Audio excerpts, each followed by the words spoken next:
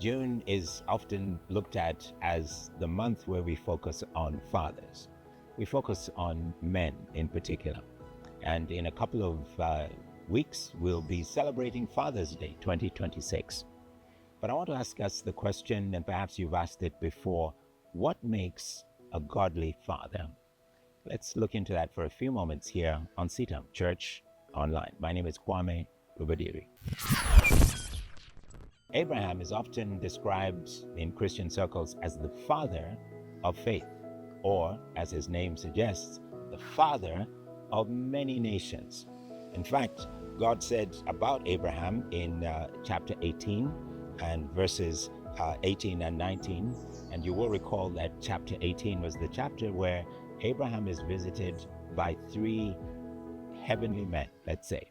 They're visitors who have a very divine authority about them, and they come into Abraham's compound, and they make good on the promise that God had given Abraham many, many years ago, that he would have a son by his wife Sarah.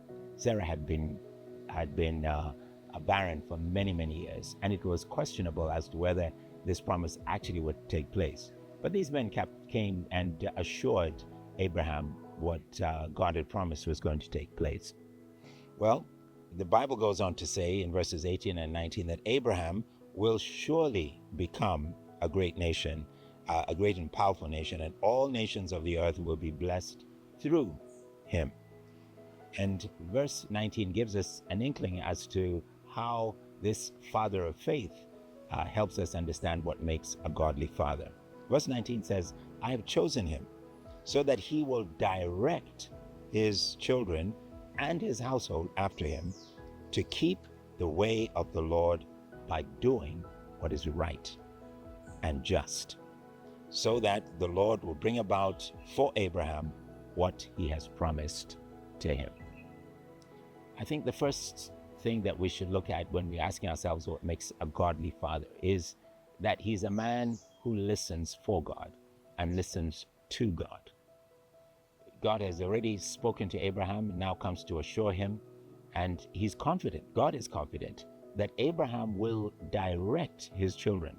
In other words, a godly father will pass on the instructions that God has given to them to the next generation, and not just the next generation, but everyone that he has influence over, his entire household, everyone who comes into close proximity and contact with him. He then goes on to say that they will keep the way of the Lord by doing what is right and just. When God gives us directives, they are for our good, but they are also just directives. They are for the preservation of justice and righteousness in our world today. Fathers are given that responsibility because they are leaders. And as Simon Sinek often says, we call them leaders because they go first. A father initiates. He is the source. He starts things off. He starts the family. And he starts the path on which that family is to go. Then he goes on to say that the Lord will bring about for Abraham everything that he has promised.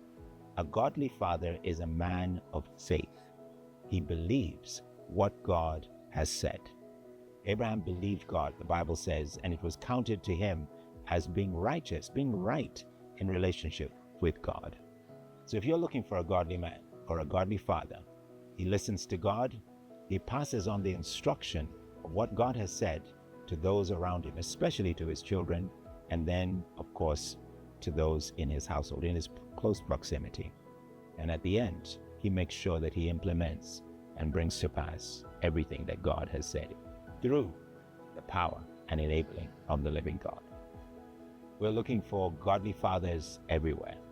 And sadly, there are those of us whose fathers are no longer here, but we are responsible to father those we have brought into this world.